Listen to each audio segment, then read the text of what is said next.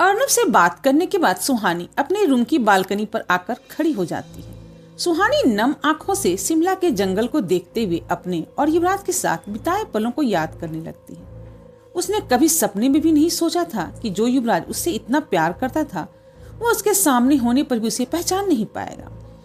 यही सब सोचते हुए सुहानी के दिमाग में आज उस बिल्डिंग के बाहर की बातें आने लगी। सुहानी को याद आता है कि आज भी उसके गले लगने पर युवराज की आंखें नॉर्मल हो गई थी। ये सोचते हुए सुहानी खुद से कहती, ऐसा पहले तो नहीं होता था कि युवराज सर की शक्तियां उनके कंट्रोल से इतनी बाहर हुई हो कि उनकी आंखें सबके सामने लाल हो जाए। क्या अब युवराज सर अपनी शक्तियों को कंट्रोल नहीं कर पाते? ये सब सोचते हुए सुहानी के दिमाग में 3 साल पहले की उस रात का सीन चलने लगता है। इसके बाद सुहानी फौरन अपनी कार की उठाकर अपने रूम से बाहर चली जाती है। सुहानी अपने बंगले के बाहर आकर कार स्टार्ट करते हुए वहां से निकल जाती। जैसे ही सुहानी अपने घर के गेट से बाहर निकलती, वहां ब्लैक कार में बैठा एक आदमी सुहानी को घर से बाहर जाते देखता है। वो आदमी और कोई नहीं बल्कि रॉबिन था। रॉबिन अपना फोन निकालकर किसी को कॉल करता है। इधर युवराज अपने स्टडी रूम में बैठे लैपटॉप पर कुछ काम कर रहा था, तभी उसका फोन बजता है। युवराज देखता है कि रॉबिन का कॉल आया था। युवराज फौरन वो कॉल उठा लेता है। फोन पर रॉबिन कहता है, सर सुहानी मैडम कार से कहीं जा रही है। रॉबिन की बात को सुनकर युवराज के साथ चेहरे पर गुस्से के भाव आने लगते हैं। वो सख्त लहजे में कहता है, पीछा करो उसका। रॉबिन कहता है, ओके सर। ये कहकर रॉबिन सुहानी की कार से एक सेफ डिस्टेंस मेंटेन करते हुए उसका पीछा करने लगता है। रॉबिन की बात सुनकर युवराज गुस्से में अपने दांत पीसते हुए कहता है, ये लड़की नहीं सुधरने वाली। ये कहकर युवराज अपनी जगह से उठकर वहां से चला जाता। इधर सुहानी पूरी स्पीड से अपनी कार ड्राइव कर रही थी और रॉबिन उसके पीछे पीछे जा रहा था। रॉबिन ड्राइव करते हुए खुद से कहता है, ये युवराज सर आखिर चाहते क्या है? सारी दुनिया के सामने ऐसा दिखाते हैं जैसे वो सुहानी नाम की किसी लड़की को जानते तक नहीं और पिछले 3 सालों से सुहानी मैडम के हर पल की खबर रख रहे हैं। ये कहते हुए रॉबिन कुछ नोटिस करता और हैरानी से कहता है, ये रास्ता तो पुराने रोड की तरफ जाता है, तो क्या सुहानी मैडम मिसिंग बेल की तरफ जा रही हैं? कुछ ही देर में सुहानी उस पुराने रोड पर अपनी कार रोक देती है। आज पूरे 3 साल बाद सुहानी यहाँ आई थी। 3 साल पहले उस रात को जब युवराज गायब हुआ था, तब हर रात सुहानी वहां आकर युवराज को ढूंढती रहती थी। लेकिन युवराज के वापस आने की खबर आने के बाद सुहानी ने यहाँ आना छोड़ दिया था। सुहानी कार से निकलकर उस मिसिंग बेल की तरफ बढ़ने लगती है। मिसिंग बेल के पास पहुंचकर सुहानी बेचैन होकर कुछ ढूंढने लगती। सुहानी इस वक्त मिसिंग बेल की रेलिंग का वो पत्थर ढूंढ रही थी जिस पर वो निशान था, जो निशान पहले युवराज की कलाई पर हुआ करता था। उस रात के बाद कुएं की रेलिंग के सारे पत्थर इधर उधर बिखरे पड़े थे और जिसे सुहानी अपने मोबाइल की लाइट की हेल्प से एक एक करके बड़े गौर से देख रही थी, लेकिन वो पत्थर दिखाई नहीं दे रहा था। सुहानी की बेचैनी को देखकर समझ में आ रहा था कि उसके लिए पत्थर का मिलना कितना जरूरी है। कुछ पत्थर उस कुएं से कुछ दूर पड़े थे जिसे सुहानी चेक कर चुकी थी, लेकिन बाकी के पत्थर मिसिंग बेल के एकदम पास थे। सुहानी बिना कुछ सोचे उस अंधेरी रात में मिसिंग बेल की तरफ तेजी से बढ़ने लगती है। कुछ कदम चलने के बाद सुहानी रुक जाती है। उसे एहसास होता है कि किसी ने पीछे से उसका हाथ पकड़ लिया है। ये जानने के लिए कि उसका हाथ किसने पकड़ा है, सुहानी को पीछे मुड़ने की जरूरत ही नहीं थी। वो उस हाथ के छुअन को अच्छे से पहचानती थी जिसने इस वक्त उसका हाथ पकड़ा हुआ था। सुहानी को पहले ही अंदाजा था कि यहाँ आने पर उसे युवराज जरूर मिलेगा। वो एक गहरी सांस लेकर पीछे पलट जाती है। सुहानी देखती है कि वहाँ युवराज खड़ा था जो गुस्से से उसे ही घूर रहा था। युवराज को वहां देखकर सुहानी के दिल की धड़कन फिर से बढ़ने लगती है और उसकी आंखें नम हो जाती हैं।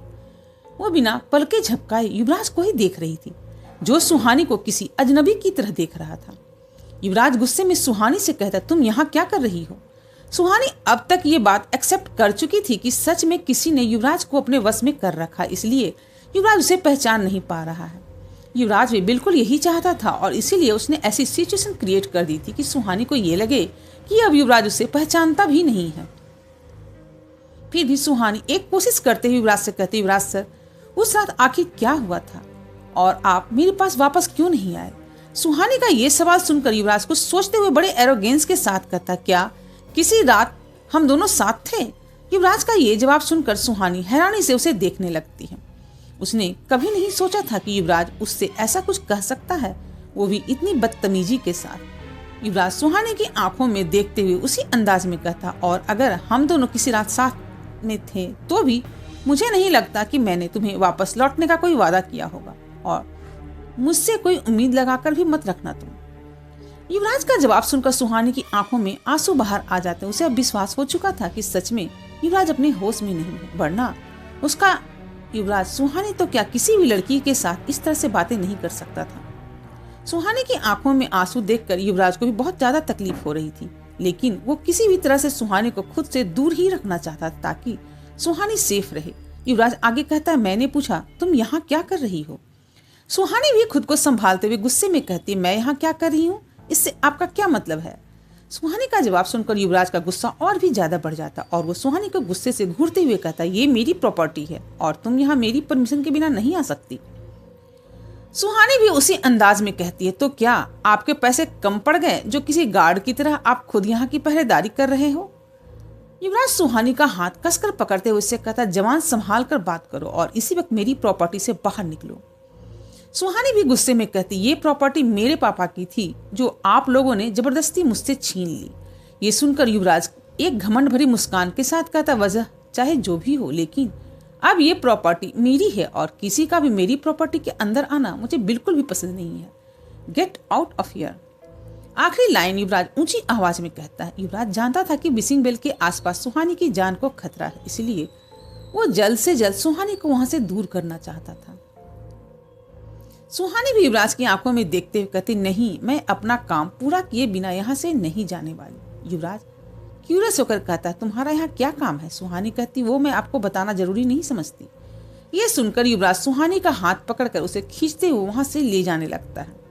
सुहानी युवराज की पकड़ से छूटने की कोशिश करती, लेकिन वो ऐसा कर नहीं पाती। युवराज की पकड़ से छूटना किसी के लिए भी पॉसिबल नहीं था। ये तो फिर भी सुहानी थी। युवराज सुहानी को खींचते हुए जंगल से बाहर रोड पर ले आता है, जहां उन दोनों की कार पार्क थी। रोड पर आकर युवराज सुहानी का हाथ छोड़कर नीचे की तरफ उंगली पॉइंट करते हुए कहता है, ध्यान से इस बॉर्डर को देख लो, यहाँ से मेरी प्रॉपर्टी शुरू होती है और मैं नहीं चाहता कि दोबारा मैं तुम्हें इस बॉर्डर के अंदर देखूं। ये कहते हुए युवराज अपनी कार की तरफ बढ़ने लगता है। तभी सुहानी पीछे से उससे कहते, युवराज सर, क्या मैं सच में आपको याद नहीं? सुहानी का सवाल सुनकर युवराज के कदम वहीं रुक जाते हैं और उसकी आंखों में भी आंसू आ जाते हैं। वो अच्छे से समझ रहा था कि उसके ये सब करने से सुहानी को कितनी ज्यादा तकलीफ हो रही है। युवराज एक सख्त एक्सप्रेशन के साथ पीछे मुड़कर कहता है, पहले ऐसा कोई काम करो कि तुम मुझे याद रह सको। ये कहकर युवराज अपने कार में बैठकर वहां से चला जाता है। सुहानी वहां अकेले खड़े होकर युवराज को जाते देखती रह जाती है। ऐसा पहले कभी नहीं हुआ था कि युवराज सुहानी को इस तरह जंगल के बीच अकेले छोड़कर चला जाए। युवराज के जाने के बाद भी रॉबिन वहीं कुछ दूरी से सुहानी पर नजर बनाए हुए था। सुहानी उस कार को देखते हुए कहती, बस 2 दिन युवराज सर, फिर आप खुद देखेंगे कि मैं क्या क्या कर सकती हूँ और आपको मैं याद रहूं या ना रहूं, आई प्रॉमिस आप खुद मुझे अपने साथ अपने घर लेकर जाएंगे। सुहानी, युवराज और रॉबिन तीनों को ही नहीं पता था कि सड़क के दूसरी तरफ के जंगल में कोई खड़ा था जो युवराज और सुहानी की बातें सुन रहा था। युवराज के जाने के बाद वो आदमी एक डेविल स्माइल के साथ कहता, युवराज दीवान, तुम्हें इस तरह सुहानी को अकेले नहीं छोड़ना चाहिए था। तुम ये कैसे भूल गए कि तुमने मुझसे सिर्फ सिद्धार्थ का शरीर छीना था, मुझे खत्म नहीं किया था। चलो अच्छा ही हुआ, जब तुम्हें सुहानी में कोई इंटरेस्ट ही नहीं है तो अब वो मेरी है। वो लड़का ये कह ही रहा था, तभी सुहानी अपनी कार में बैठकर वहां से चली जाती है। कुछ देर के बाद सुहानी अपने घर वापस आ जाती। जैसे ही वो अपना कार पार्क करके बाहर निकलती है तो उसे निशा और विवेक परेशान होकर पार्किंग की तरफ आते हुए दिखाई देते हैं। जब उन दोनों की नजर सुहानी पर पड़ती है तो वो दोनों भागते हुए सुहानी के पास जाते हैं। निशा घबराते ही सुहानी से, सुहानी तो इतने रात में कहाँ गई थी और तेरा फोन कहाँ है? सुहानी अपने जींस के पॉकेट से अपना फोन निकालकर देखते हुए कहती है, ओ इसकी बैटरी चली गई है। विवेक सीरियस टोन में कहता, सुहानी तुम इतनी रात को कहाँ गई थी? सुहानी कहती है, विसिंग वेल के पास। सुहानी का जवाब सुनकर निशा और विवेक उसे हैरानी के साथ देखने लगते हैं। निशा सुहानी के कंधे पर अपना हाथ रखते हुए कहते, सुहानी तू इतनी रात को अकेले वहां क्यों गई थी? तुझे याद नहीं किया कि वहां क्या हो सकता है?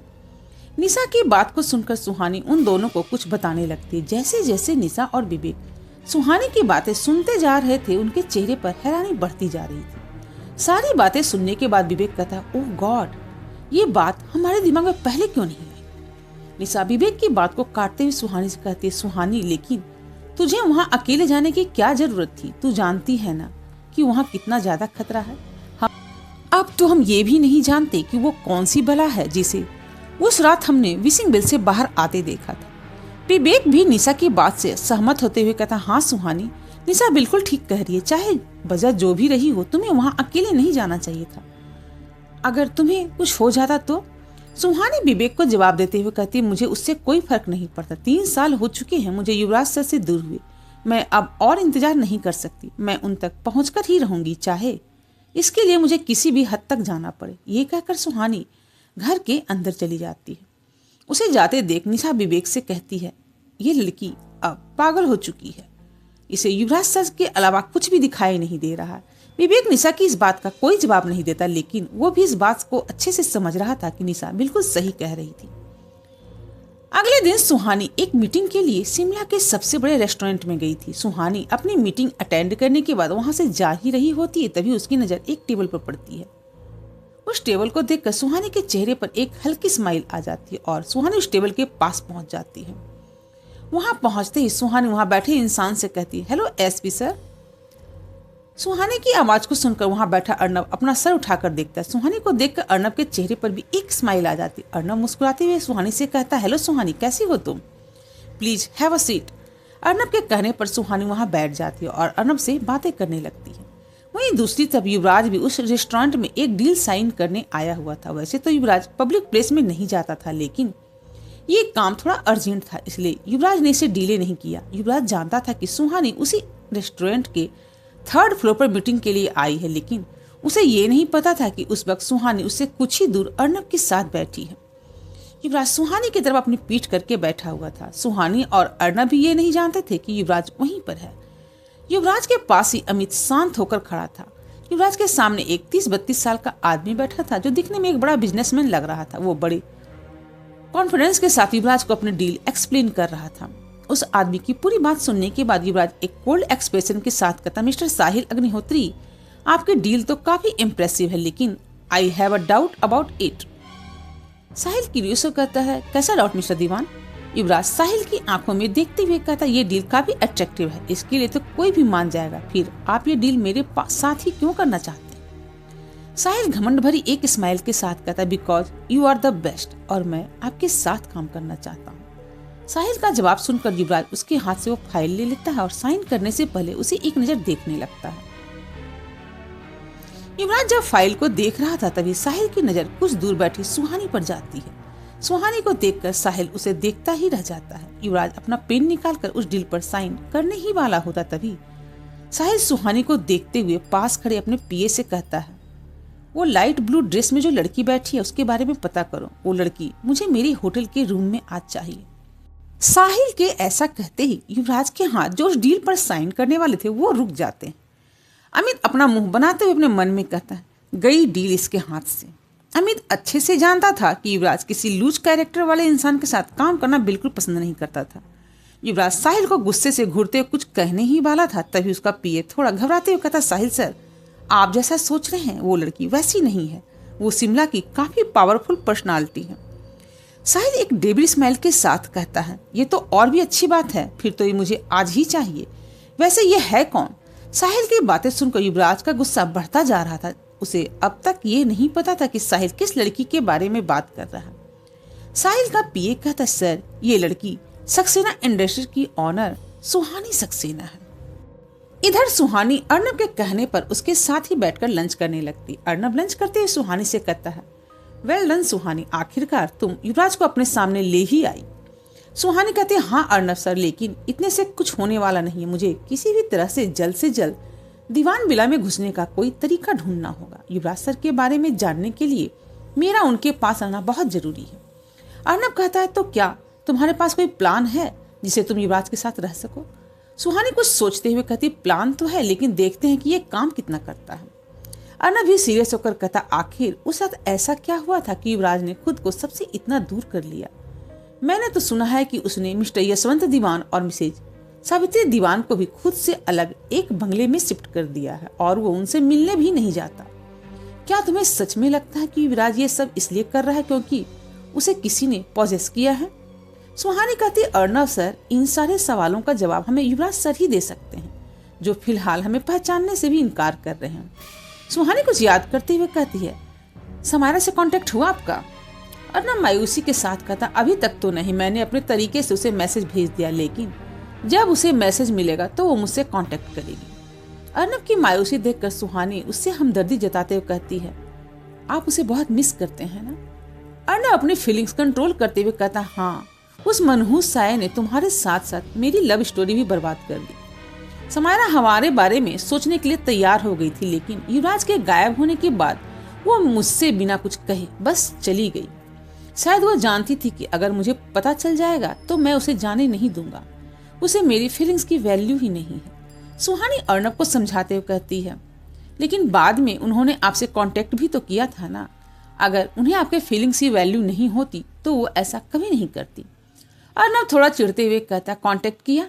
पिछले 3 सालों में उसने बस 3 बार कॉल किया है, और कॉल करके भी सिर्फ युवराज के बारे में ही पूछा है।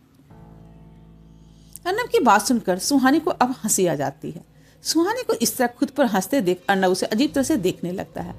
सुहानी अपनी हंसी कंट्रोल करते हुए कहती, सॉरी अर्नब सर, आप देखिएगा समायरा इस बार आपको कांटेक्ट नहीं करेगी, अब वो सीधा हमारे सामने आएगी। अर्नब क्यूरियस होकर कहता, और तुम ये इतने कॉन्फिडेंस के साथ कैसे कर सकती हो?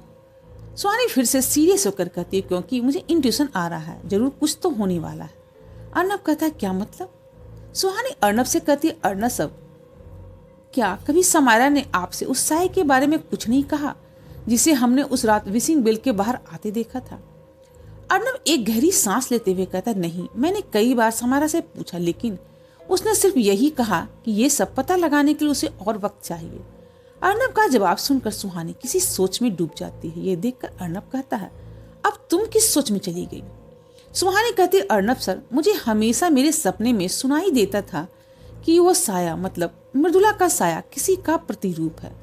उस रात मुझे समझ आया कि उस तांत्रिक ने मृदुला की आत्मा को उस साये का रूप दिया था जिसकी वो सालों से हिफाजत कर रही थी। लेकिन ये कहते हुए सुहानी अब खामोश हो जाती है। अर्नब क्यूरियस होकर कहता, लेकिन क्या? सुहानी कहती, मृदुला की आत्मा तो यहाँ के लोगों का शिकार करती थी, लेकिन इस साये ने पिछले 3 सालों में एक भी शिकार नहीं किया है। इनफैक्ट उस रात के बाद हमने उसे एक बार भी नहीं देखा। ये बात मुझे कुछ समझ में नहीं आ रही है। अर्नब सुहानी को टोकते हुए कहता, सुहानी प्लीज ऐसा मत कहो, बड़ी मुश्किल से वो मौतें रुकी है, मैं नहीं चाहता कि वो सब फिर से शुरू हो। सुहानी अपनी आंखों में डर लिए कहती है, अर्नब सर, मुझे डर है कि ये सब फिर से शुरू होने वाला है। ये सुनकर अर्नब परेशान होते हुए कहता है, तो क्या तुमने इसीलिए ऐसा कहा कि समायरा अब आने वाली है? सुहानी कहती है, हाँ।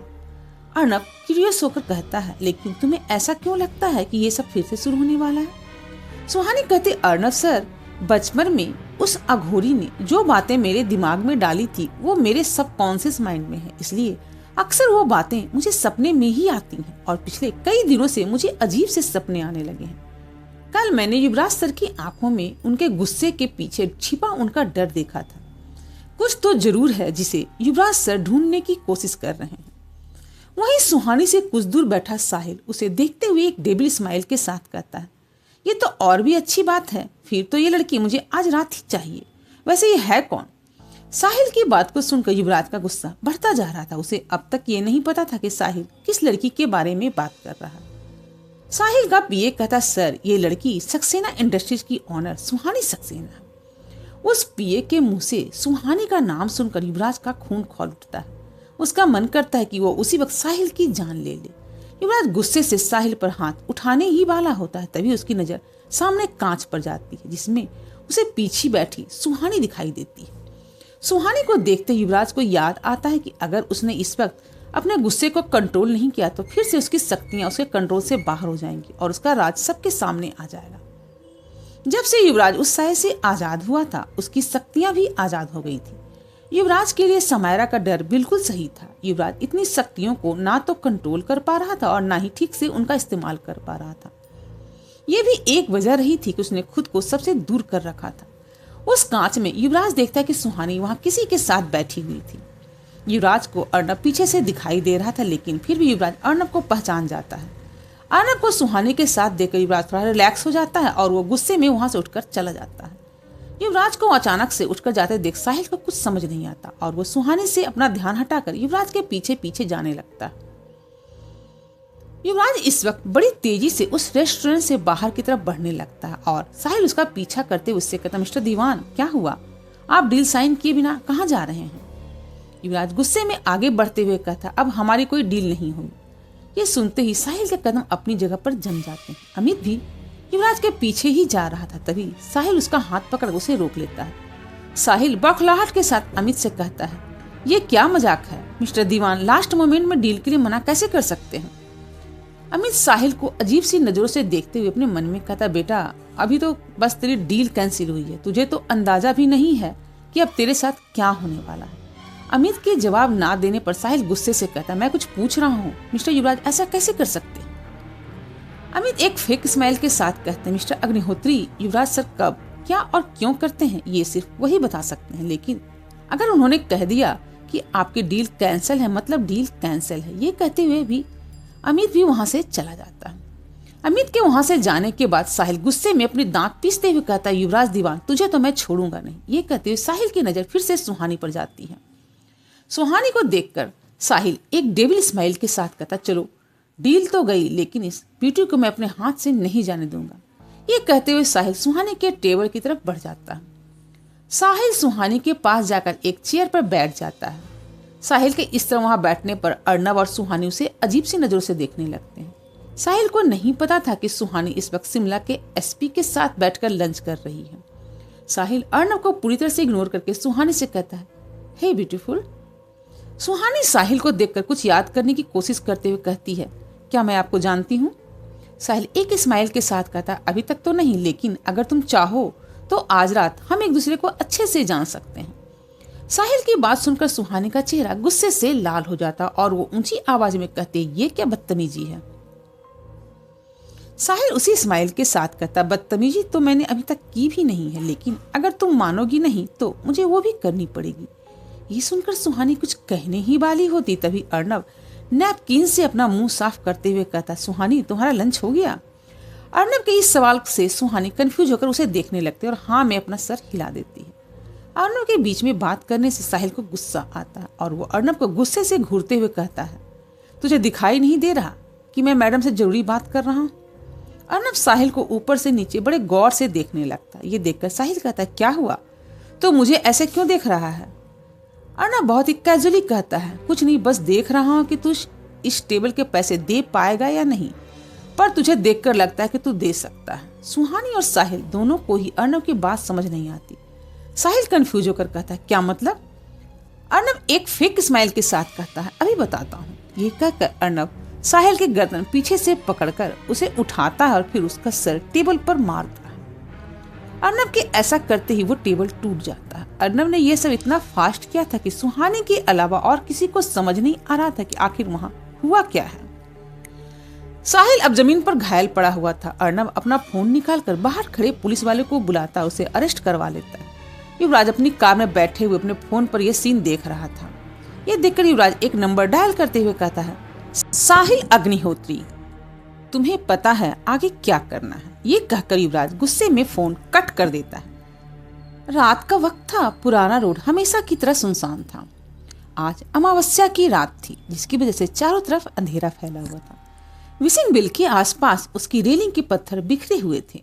वहां धीमी धीमी ठंडी हवा चल रही थी, जिसे जंगल के पेड़ के पत्ते हिल रहे थे। तभी उस पुराने रोड पर किसी की आवाज आने लगती है। ये आवाज एक लड़के और एक लड़की की थी, जो एक दूसरे से बातें कर रहे थे। कुछ ही देर में वो दोनों उस विसिंग बेल से कुछ दूर आकर रुक जाते हैं। उन दोनों के हाथ में उनका फोन था, जिसके फ्लैशलाइट से वो आसपास को देख पा रहे थे। वो लड़का अपने आसपास देखते हुए कहता, सोनाली, तुम मुझे कहाँ लेकर आ गई हो? तुम्हें पता है ना कि ये जगह हॉन्टेड है, यहाँ कितने सारे लोगों की मौतें हुई हैं। और लड़की इरिटेट होते हुए कहती, ओह गॉड रवि, तुम कितने डरपोक हो। लड़का घबराते हुए कहता, ये डरने वाली ही जगह है, हमें यहाँ नहीं आना चाहिए था, चलो यहाँ से। ये कहते वो लड़का लड़की का हाथ पकड़कर उसे वहां से ले जाने लगता है। लड़की उस लड़के को रोकते हुए कहते, रवि, अब जब हम यहाँ आ ही गए हैं तो कुछ देर रुक जाते हैं ना। देखो ना, यहाँ आसपास कोई नहीं है। मैं आज बड़ी मुश्किल से हॉस्टल से छिपकर निकली हूँ, इतनी जल्दी वापस नहीं जाऊंगी। वो लड़का उस लड़की को समझाते हुए कहता, सोनाली मेरी बात समझने की कोशिश करो। मैंने सुना है कि यहाँ एक साया हुआ करता था जो रात में लोगों का शिकार करता था। लड़की की बात पूरी होते ही लड़की कहती, एग्जैक्टली हुआ करता था, अब नहीं है। मैंने पता किया है कि पिछले 3 सालों से यहाँ कोई मौत नहीं हुई। इसका मतलब वो साया अब यहाँ से जा चुका है। ये कहते हुए लड़की उस लड़के के गले में अपना हाथ डालकर मुस्कुराते हुए देखने लगती है। वो लड़का अभी भी काफी डरा हुआ था। वो लड़की धीरे धीरे उस लड़के के करीब आने लगती है। लड़की को करीब आते देखकर उस लड़के का ध्यान भी साये की कहानी से हट जाता है और वो भी उस लड़की की तरफ बढ़ने लगता है। उस विशिंग वेल के आसपास उन दोनों के अलावा और कोई भी नहीं था। वो लड़का लड़की के बिल्कुल करीब आकर जैसे ही अपनी आंखें बंद करने वाला होता है तभी उसे एहसास होता है जैसे उसके लड़की के ठीक पीछे कोई है। वो लड़का अपनी आंखें खोल लेता और बिना लड़की को डिस्टर्ब किए अपने फोन की फ्लैश लाइट्स के लड़की के पीछे देखता है। पीछे देखते उस लड़के का हलक सूख जाता है। उस लड़की के पीछे एक भयानक साया था। यह साया मृदुला से कहीं बड़ा और भयानक था। उस साये को अचानक देखकर वो लड़का अपनी जगह फ्रीज हो जाता है। इस वक्त वो लड़का ना कुछ बोल पा रहा था और ना ही हिल पा रहा था। वो लड़की अपनी आंखें बंद किए उस लड़के का इंतजार कर रही थी। जब लड़के की तरफ से कोई रिस्पॉन्स नहीं आता तो वो भी अपनी आंखें खोल लेती है। आंखें खोलकर लड़की देखती है कि लड़का आंखें फाड़कर उसके पीछे की तरफ देख रहा है। लड़की उस लड़के के चेहरे पर डर साफ देख पा रही थी। वो फौरन पीछे पलट जाती है। पीछे मुड़कर उसे भी वही साया दिखाई देता है। उस लड़की की भी वही हालत हो जाती है जो उस लड़के की थी। अगले ही पल वो साया तेजी से उन दोनों की तरफ बढ़ता है और उनका एक चक्कर लगाकर उतनी ही तेजी से विशिंग वेल के अंदर चला जाता है। अब जमीन पर उन दोनों की सफेद लाश पड़ी थी। ये देखते ही सुहानी की नींद खुल जाती है और वो उठकर अपने बेड पर बैठ जाती है। इस ठंड में भी सुहानी का शरीर पसीने से भीग चुका था और वो डर से कांप रही थी। सुहानी लंबी लंबी सांस लेते हुए खुद से कहती, नहीं, ऐसा नहीं हो सकता, ये सब फिर से शुरू नहीं हो सकता।